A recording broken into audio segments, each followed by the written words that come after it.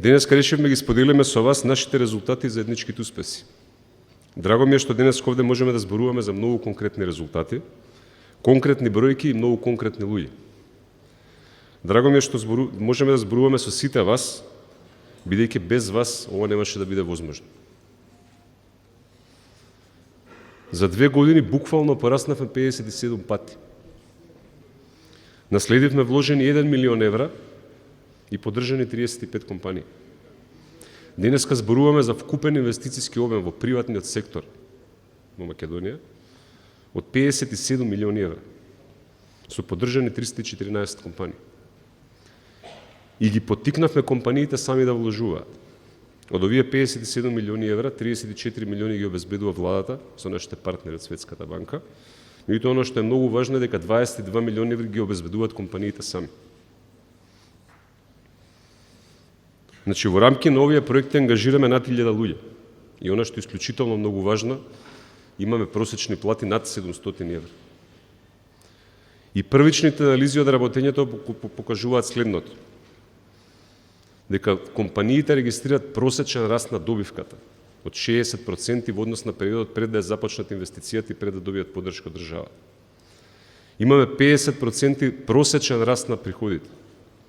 Имаме 27% повисок број на вработени и имаме 40% просечно зголемување на платите што се исплаќаат во рамки на овие компании.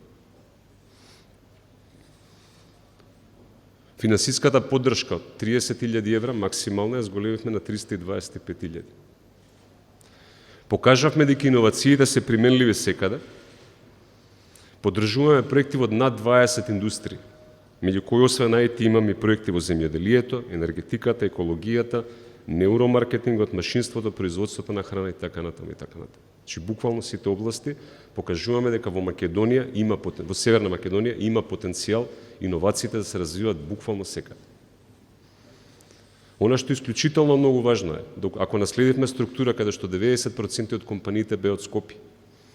Значи сега веќе имаме компании од Штип, Кавадарци, Битола, Охрид, Тетово, Кичево, Струмица, Прилеп, Велес и сите останати градови. Тоа значи дека поддршката што обезбедува владата на Република Северна Македонија не е концентрирана само во главниот град, економијата се развива еднакво секаде. Она што свативме кога ја подготвувавме кампањата за презентација на успешните приказни е дека кога се фокусираме на секој поединечно, ќе ни треба по еден ден, имаме по една приказна за секој ден од годината. Тоа би чинело многу време и средства, секако. Време нормално дека имаме, а средствата решивме ги искористиме малку попаметно. Односно, денеска презентираме 5. Фокусот на кампањата во наредните 2 месеци ќе биде на 20 успешни приказни, што не значи дека сите останати не заслужуваат такво внимание. Меѓутоа, нашата политика и нашата посветеност е да продолжи поддршката на економијата. Тоа значи дека оние средства кои се предвидени за кампања, повторно на крајот ќе завршат кај училиштата или кај компаниите.